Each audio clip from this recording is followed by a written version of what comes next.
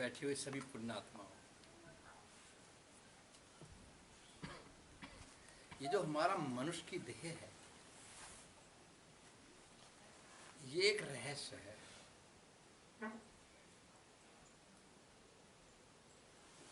क्यों? यो ही एक ऐसा शरीर है जिसके अंदर जो ब्रह्मांड में है वो ही इसके अंदर भी है। इसीलिए इसी की खोज से ब्रह्मांड का दर्शन हो जाता है। और कोई देह ऐसी नहीं है जिसमें सारा ब्रह्मांड समाया हुआ हो। यही एक ऐसी देह है जिसमें हर एक प्रकार का रतन भरा हुआ है। इस देह रूपी समुद्र में यदि तुम एक बार डूब जाओ तो वे रतन हाथ आने लगेंगे। इसी देह के अंदर तुम्हें मिटाने वाले भी रतन हैं, जो अपनी लुभायमान कीर्ति से तुम्हें पथ भ्रष्ट कर देंगे।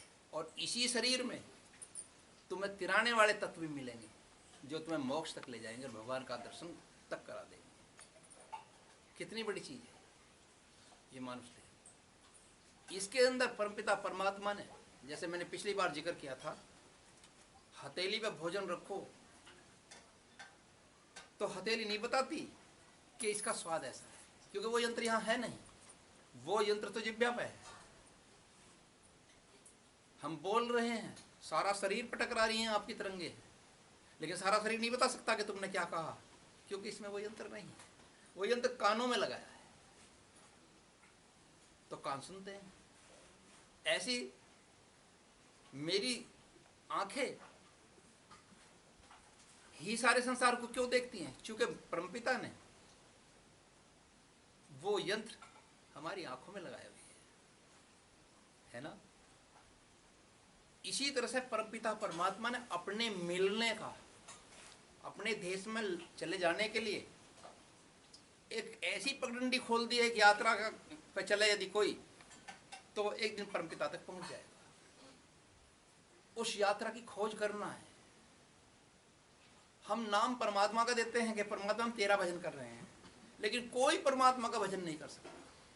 सब अपना भजन कर रहे हैं, सब अपना भजन कर रहे हैं अपने उद्धार के लिए कि मेरा स्त्री से मेरी ये ग्रंथि खुल जाए, मुझे परमात्मा का दर्शन हो जाए। तो कौन सी जितनी भी साधनाएं हो रही हैं भगवान को, किसी की साधना की, किसी की भक्ति की, किसी के जाप की कोई आवश्यकता नहीं है, क्योंकि वो तो अपने आप में परिपूर्ण है। जीव को है इनकी, इसलिए वो उसकी प्रभु का नाम लेकर के तेरे नाम पर कर रहा हूं, तो उसके नाम से वो कर रहा है, मगर कर अपने लिए रहा है, कर अपने लिए रहा है। और यो जीवन उसके बूंद की तरह से है। सवेरे सवेरे सर्दियों में तुम जाके देखो तो एक ही पत्ती पे ले लो या किसी और पत्ते पे ले लो, एक एक बूंद टप टप टप टप करके गिरती जा रही है ना। इसी तरह से हमारे जीवन का एक एक सांस गिरता जा रहा है, एक एक सांस गिरता जा रहा है। और एक समय ऐसा भी आएगा जब एक भी सांस बकाया नहीं रहेगा, क्योंकि सब पूरे हो चुके हैं। उस दिन का नाम मृत्यु कहलाएगा। यहां प्राणी संसार की वस्तुओं के ज्ञान की तरफ भागेगा। जो खुद भटक रहा है वो दूसरों को भटकाएगा, और जो खुद तिर रहा है वो दूसरे को तिराएगा। जिसके पास जो वस्तु है वही तो बांटी जाएगी। जिसके पास छल है, कपट है, वो छल कपट ही बांटेगा। जिसके पास ज्ञान वैराग भक्ति है वो ज्ञान और भक्ति वैराग का उपदेश देगा। ठीक है ना। तो ऐसे लोग इस संसार में आत्मज्ञान प्राप्त नहीं कर पाते। आत्मज्ञान वही प्राप्त कर पाता है जिसने अपने अंदर परमात्मा के जाने का रास्ता पकड़ लिया है। मैं ये कहता हूं कि उन व्यक्तियों को नमन है जिनके घट के अंदर आत्म ज्योत जलती है। सबके अंदर ज्योत जली हुई है, लेकिन सब ने उसके ऊपर कर्मों के मैल की एक ऐसी चादर ढाप रखी है कि वो प्रकाश बाहर नहीं निकलता।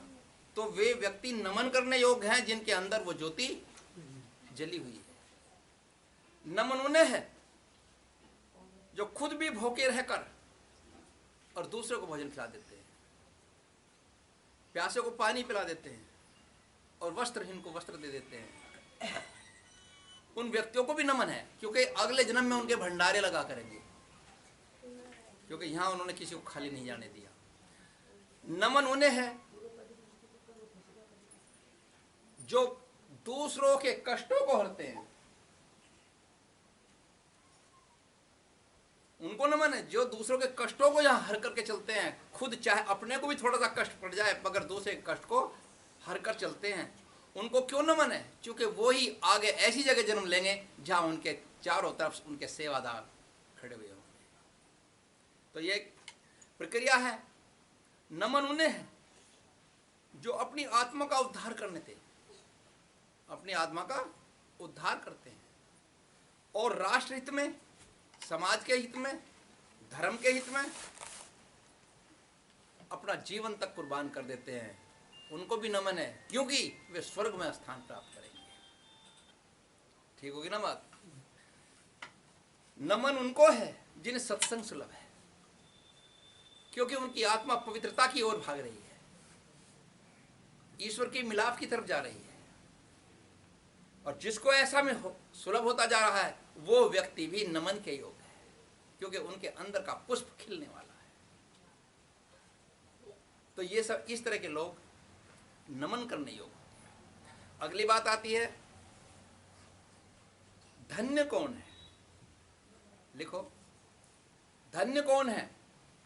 जिनके हृदय में प्रभु की भक्ति जाग चुकी है, और जिनके हृदय में प्रभु की भक्ति नहीं, प्रभु का नाम नहीं, वो नमन के योग नहीं, वो धन्य भी नहीं है। स्वामी विवेकानंद जी अपने एक पहाड़ की चट्टान पर बैठे हुए थे, समुद्र के बीच की टापू पर।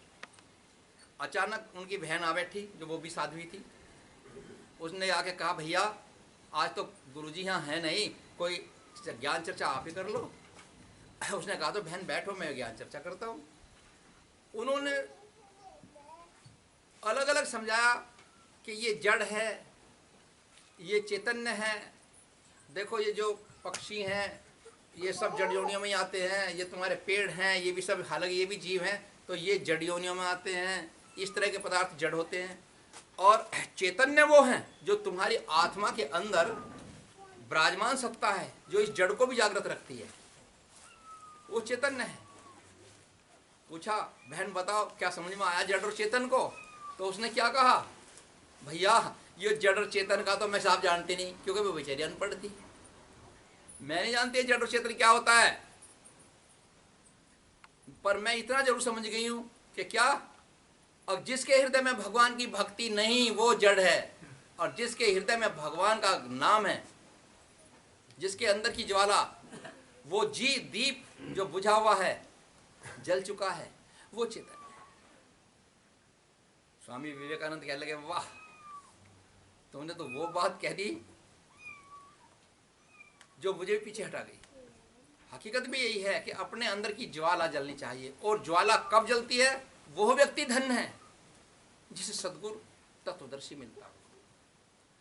तत्वदर्शी सद्गुरु ही जीव का कल्याण करेगा, वरना तत्व ज्ञाता भी कथा सुना करके चला जाएगा। अपने को तत्वदर्शी लिखने वाले भी भटकते ही रह जाते हैं, अपने को तत्वदर्शी लिखने वाले भटकर चले जाते हैं। तत्वदर्शी की पहली पहचान यह है कि वो ब्रह्मांड में जिसका भी आह्वान करेगा वो ही प्रकट होगा। ये किसकी पहचान है? तत्वदर्शी की। यदि वो ऐसा नहीं करता है तो तत्वदर्शी यदि अपने को कहता है तो वो झूठा है। तो इसीलिए श्री कृष्ण भगवान ने भी कहा था, तद्विधि प्रणिपातेन परिप्रश्नेन सेवया उपदेक्षन्ति ते ज्ञानम ज्ञानिन तत्वदर्शिन। अर्जुन, यदि तुझे उसको जानना है तो नमन करता हुआ जा, परिप्रश्नेन, प्रश्न के ऊपर प्रश्न कर। जब तक तेरी शंकाओं का समाधान ना हो जाए तब तक तेरा हक है कि अपने गुरु से प्रश्न करें। आज गुरु लोग पाबंदी लगाए बैठे हैं शिष्य के ऊपर, शिष्य कुछ नहीं कह सकता, मेरा यह प्रश्न है। बस जो गुरु ने कह दिया उसे सुन के चले जाओ। कोई यदि सब अधिकार छीन लिया गुरु शिष्यों का कि वो कह ही नहीं सकता कि गुरु जी मुझे यह शंका है, तो जीव का कल्याण नहीं होना है। तो कहते हैं परिप्रश्न है, जो तुम्हारे हर प्रश्न का उत्तर देता चला जाएगा, सेवया। और जब ऐसा मिल जाए तो फिर उसकी सेवा में लग जाना, क्योंकि वो तेरे जप तप साधना ज्ञान ध्यान दान और पुण्य वो तेरे अपने लिए किए हैं, उनके लिए नहीं हुए हैं। उसको तो सेवा है, उसकी सेवा में तो जब यदि वो खुश हो गया तो तेरे ऊपर वो रहस्य खोल देंगे, वो रहस्य खोल देंगे जो ब्रह्मांड की धाराओं को जोड़ देगा और तुझे ब्रह्मांड के अंदर के दर्शन कराता हुआ साक्षात्कार तक ले जाएगा। ये काम तत्वदर्शी गुरु का है, तब तुझे वो तत्वदर्शी गुरु मिलेगा। तो ये संसार का नियम है। तो ऐसे व्यक्ति जिनको वो मिल जाए तो वो धन्य है। दूसरे वो व्यक्ति धन्य है जो खुद तो तिर गए और दूसरों को भी तिराते हैं। अपने आप तो तिर गए और दूसरों को भी तिराने पर लग गए, भाई मेरा कल्याण हो रहा है तो मैं अब दूसरे को भी इसकी लाइन में लगाऊं और इसका भी कल्याण हो जाए, तो वो भी हो गया। दूसरे वो धन्य है जिसको परमात्मा ने संसार के जीव के कल्याण के लिए, अपने देश के कल्याण के लिए, समाज के कल्याण के लिए चुना है। परमात्मा ने जिसे इस कार्य के लिए चुना है वो जीव भी संसार के अंदर धन्य है। धन्य वे हैं जिसने पितृ ऋण उतार दिया, मातृ ऋण उतार दिया, राष्ट्र ऋण उतार दिया, देव ऋण उतार दिया। समझे? जो इन ऋणों से मुक्त है वो धन्य है। और धन्य वह है जिसकी कुंडलिनी शक्ति जागृत हो गई और ब्रह्मांड में सफर करने के लिए अग्रसर बढ़ रही है। वो भी नमनीय है, वो भी धन्य है। तो ये संसार के नियम है, ये सब इस मानव योनि के होने के कारण हैं। और अब सुनिए, दुर्भागी कौन है? दुर्भागी व्यक्ति संसार के अंदर वो है जिसकी जैसी रूह आई संसार, इसमें दीप जैसा आया, यहां आके उस दीप को बुझा तो दिया मगर जलाया नहीं। जिसके घट के भीतर का दीप जो परमात्मा ने देके भेजा था उसे वो जो बुझा कर जा रहा है वो बहुत दुर्भागी, सोचनीय व्यक्ति है। दुर्भागी वो है जिसमें भक्ति नहीं जागी, जिसे अपने कल्याण की परवाह नहीं। दुर्भागी वो है जो मांस और मदिरा के सेवन में मस्त होकर के औरों के भी रास्ते को बिगाड़ रहा है। कोई भगवान की राह में चल रहा है उसको रोकता है, उसके कल्याण को खोता है, तो वो दो अपना भी दोषी और उसके भी पाप का अपराधी है, उसके ऊपर डबल अपराध होकर चलता है। इसलिए ऐसा व्यक्ति भी संसार के अंदर दुर्भागी है। दुर्भागी वो है जिसने अपने जीवन में कोई एक तीर्थ ना किया हो,